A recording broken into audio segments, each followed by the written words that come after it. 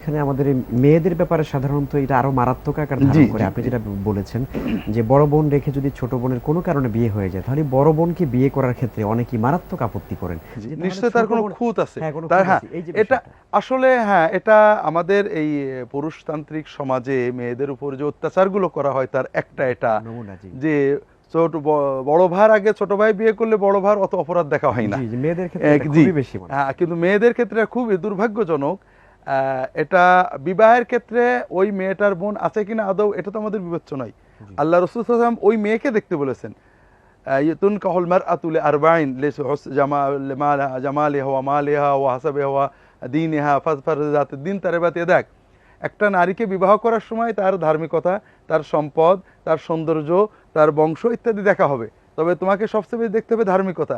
তার বড় বোন ছোট বোন বিয়ে আছে কিনা একথা তো রাসূল সাল্লাল্লাহু আলাইহি ওয়াসাল্লাম বলেননি। জি, জি।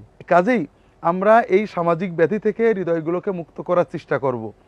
এটা অবশ্যই পিতামাতার নৈতিক দায়িত্ব যে বড় বোনকে আগে বিবাহ দেওয়ার চেষ্টা করবেন।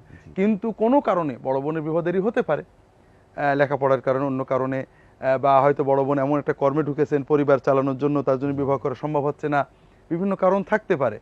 তো যদি এগুলো থাকে সেক্ষেত্রে বড় বোন ছোট বোনের আগে বিবাহের কারণে বড় বোন বিবাহের ক্ষেত্রে আমরা অন্য বিচার না করি, অর্থাৎ যেগুলো বিচার্য একটা নারীর ক্ষেত্রে সেগুলো বিচার করব।